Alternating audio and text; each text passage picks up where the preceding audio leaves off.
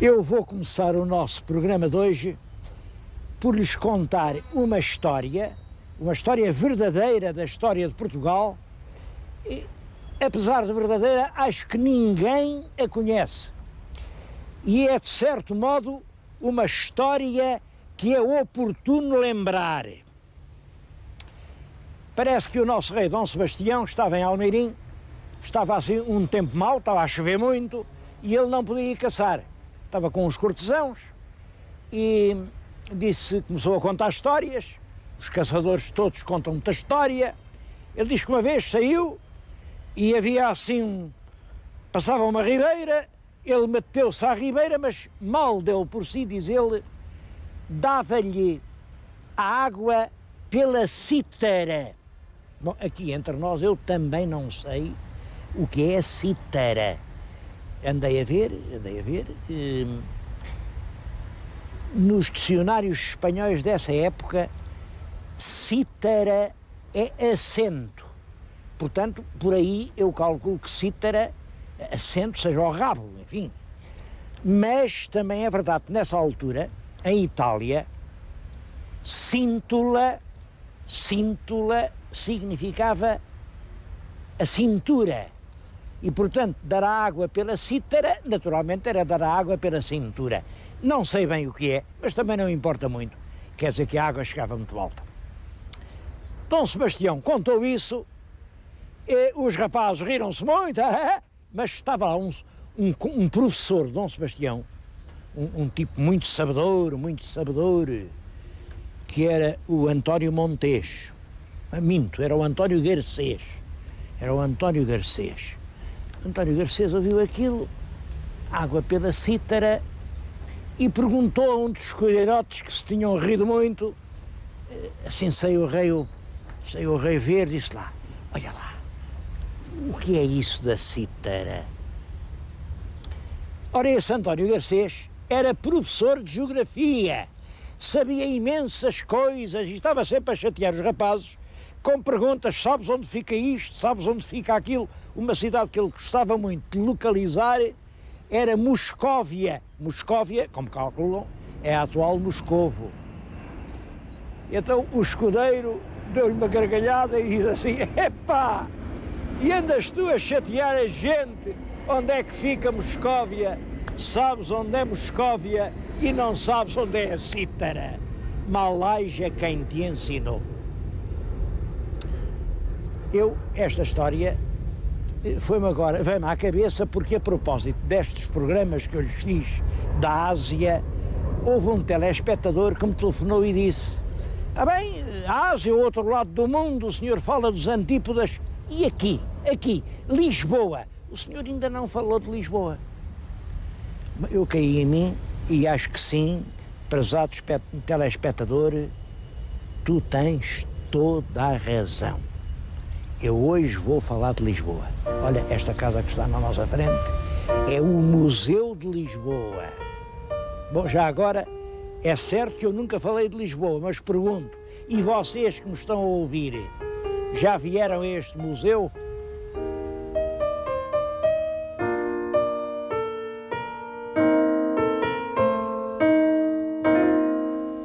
Sobre a história de Lisboa, a primeira pergunta que tem de se fazer é logo esta.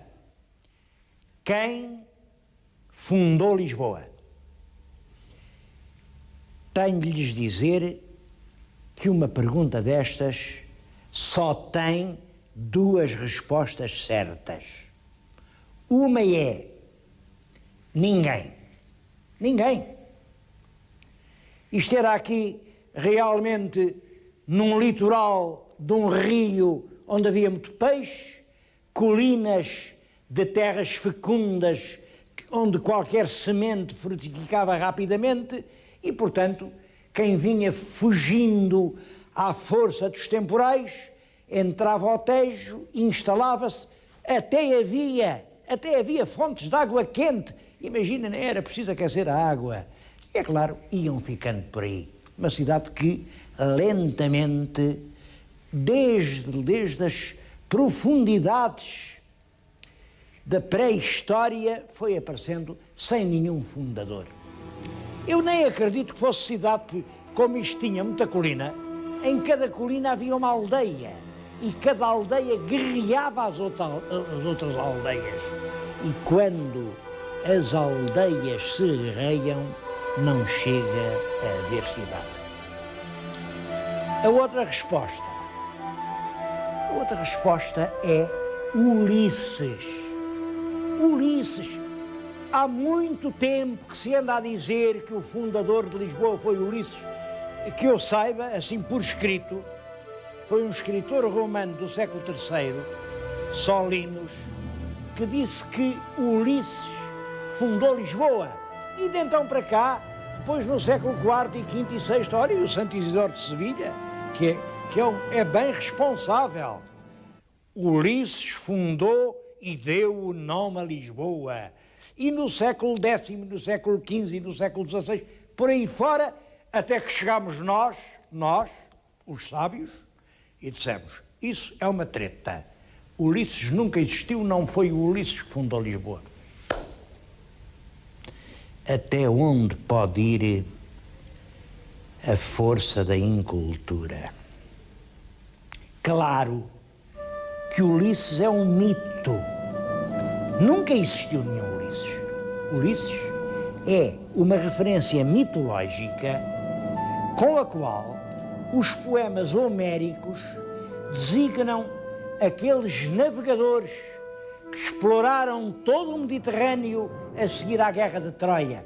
Sabem que a Guerra de Troia foi no século XII a.C. Portanto, Ulisses é um mito que nasceu cerca de 1200 anos antes de Cristo.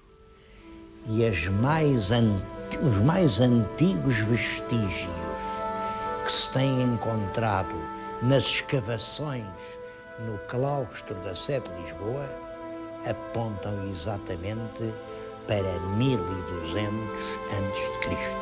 Foram os fenícios, vinham lá de longe do Mediterrâneo e chegavam até aqui porque os fenícios vasculhavam o mundo todo. Portanto, dizer que Ulisses, o nome puramente mitológico, simboliza esses ignorados navegadores que vinham desde o fundo do Mediterrâneo e entraram explorando a foz do Tejo, dizer isso é dizer verdade.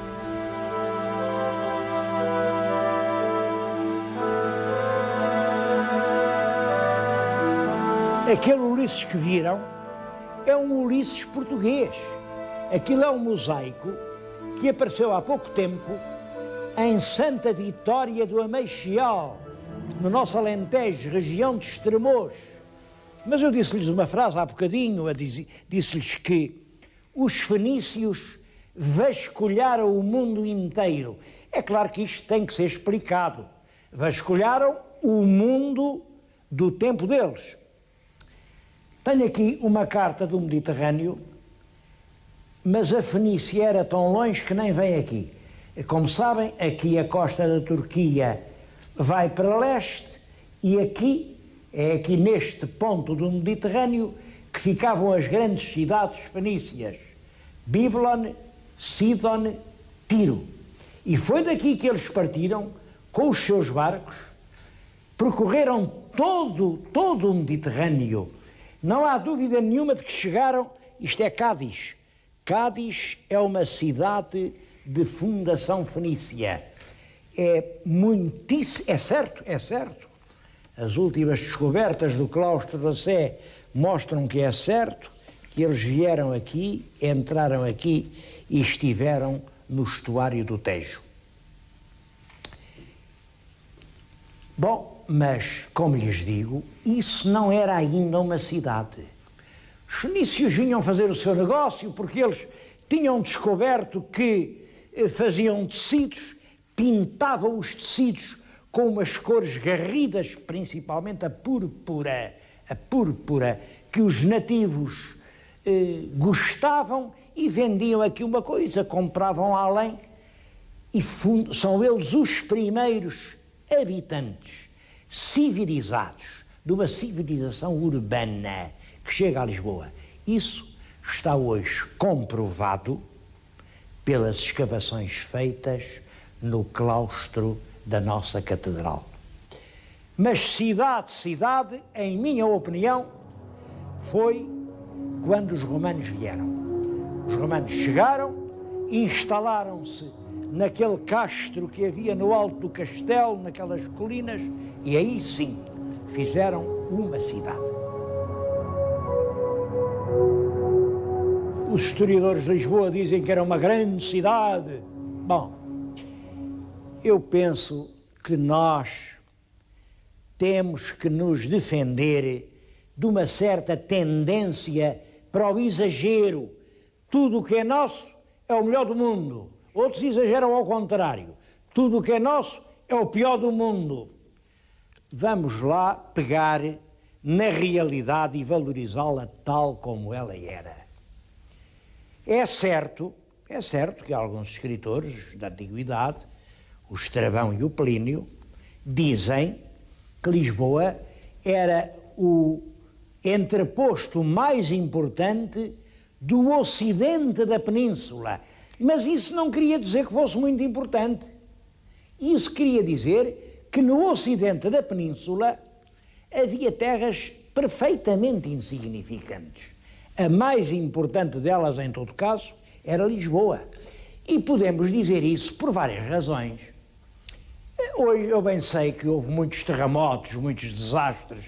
A Lisboa romana está toda soterrada. Aqui à minha volta estão as poucas pedras que escaparam. Meu Deus, mas uma grande cidade deixa sempre salvados muito mais importantes. Mas há uma razão definitiva. É que se encontrou em Lisboa o Teatro Romano. Está aqui, estes desenhos do Teatro Romano foram feitos ainda no século XVIII. Depois do terremoto, quando estavam a levantar aquelas terras todas caídas, aparece um teatro romano. São desenhos datados de 1816 e vejam que o teatro agora ainda está pior que neste tempo. E não se pararam as obras, têm lá andado e continuam, e aquilo não anda nem desanda. Acham que é enfim, incapacidade? Não é. É que realmente já se descobriu que é um pequeno teatro. O maior diâmetro pode ter 60 metros. Devo dizer que um teatro médio tinha pelo menos 100 metros e que há teatros com muito mais do que isso. E como o teatro dá a medida da cidade, é evidente por ali que esta cidade não era nenhuma grande cidade. Era uma pequena cidade portuária muito importante, porque era por aqui que se escoavam as riquezas que vinham do Ribatejo, o magnífico vinho, o magnífico azeite, o mel. Há quem fale no ouro, eu não tenho a certeza disso, mas daqui iam grandes riquezas. Por isso, fixaram-se aqui mercadores na Foz do Tejo e nasceu uma cidade. E os mercadores eram tantos que também queriam ter o seu teatro. Não era grande, porque a cidade era pequena, mas era um teatro para se rirem à noite.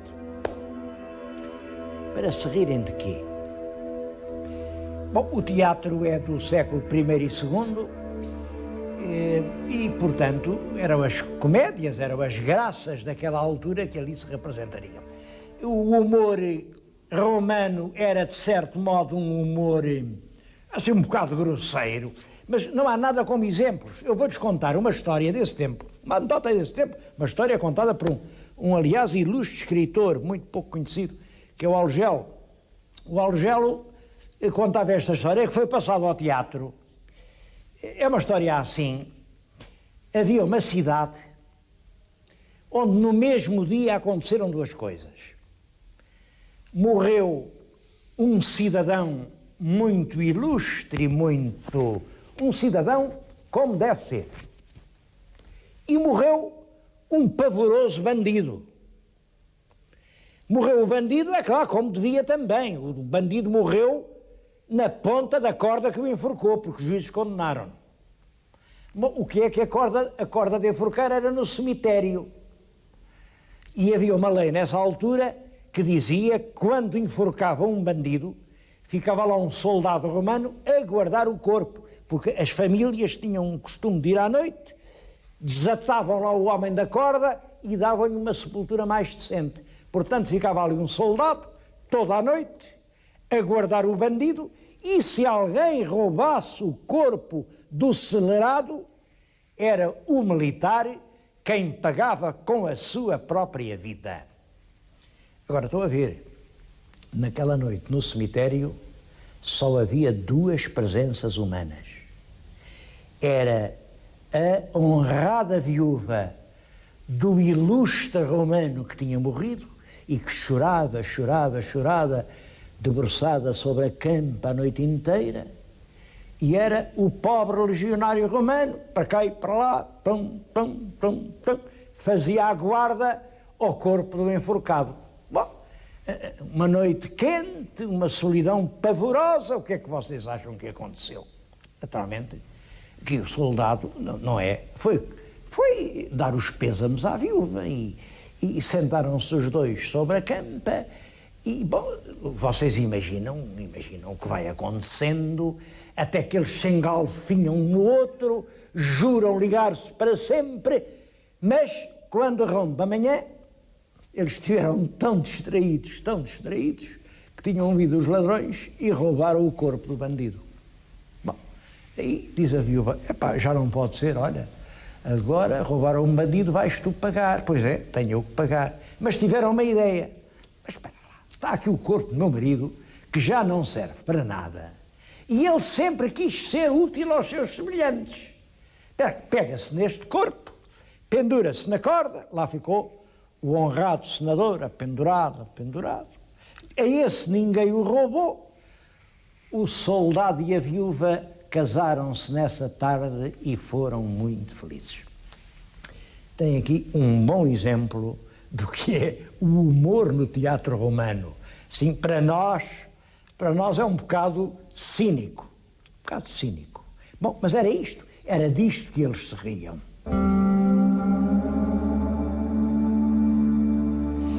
O nome romano da cidade era Ulicipe. É muito possível que fosse esta semelhança Ulicipe com Ulisses que originou a lenda. Bom, de qualquer maneira, a cidade durou, ela vem do primeiro século antes de Cristo e durou pelo menos até ao século V. São mais de 500 anos. Depois vêm os bárbaros, povos germânicos, escavacaram tudo, partiram os monumentos, arrasaram os templos. Depois vêm os mouros, o que estão a ver junto de mim é o pouco que ficou da Lisboa Moura. Olhem, são pedras, dizem no fundo todas o mesmo. Diz que lá é grande, mas a cidade também não progrediu grande coisa, até que em 1147 o rei Dom Afonso Henriques conseguiu conquistá-la e ela passou a fazer parte do Reino de Portugal.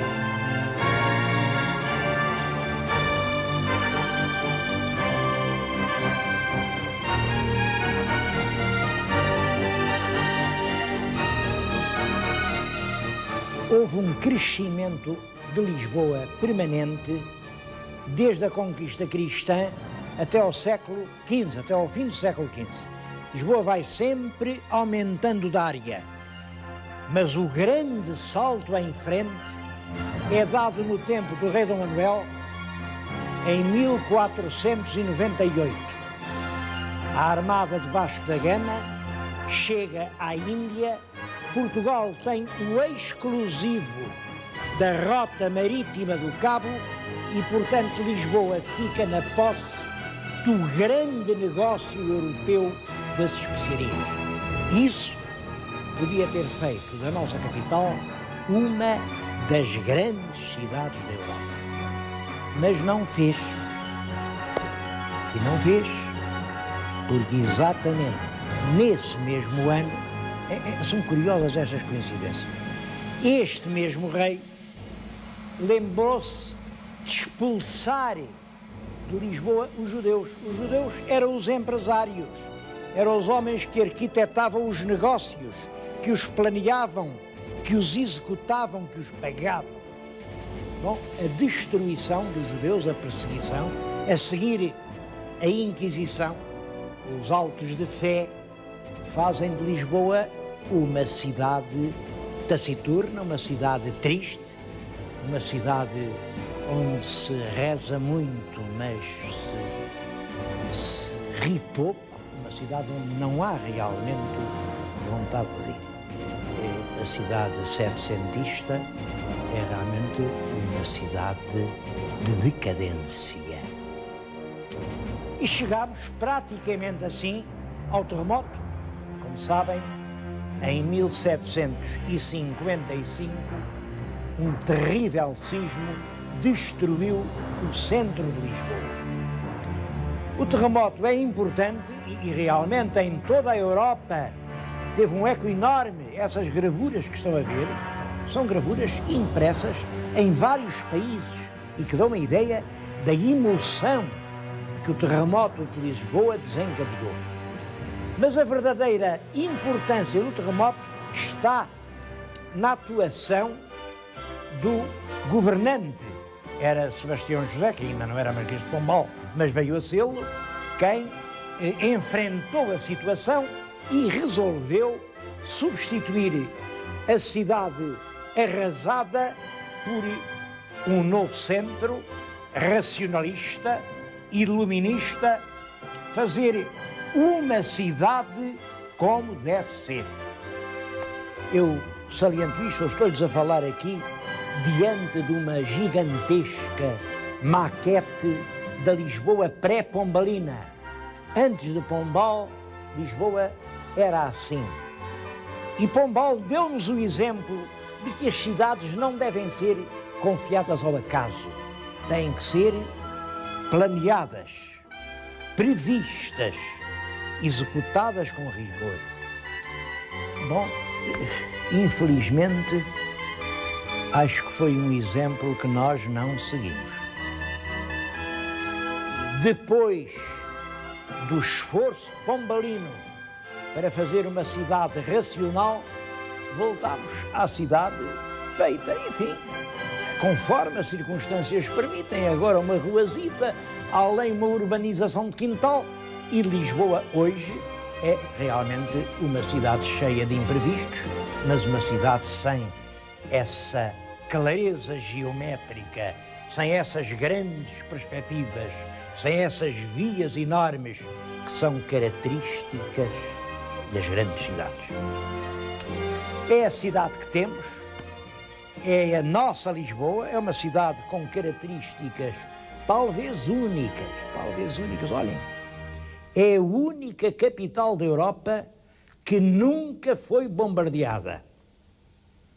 Claro, nunca foi bombardeada pelos inimigos exteriores. A gente cá dentro, nestas brigas, aragatas e tal, já houve uns naviositos que estiveram a deitar granadas sobre Lisboa. Mas, enfim, não foi grande o prejuízo. Isto quer dizer que Lisboa, por estar excêntrica em relação aos grandes polos da política mundial, pode ser um paraíso da paz. E está um destino bonito para Lisboa. Lisboa, cidade da paz.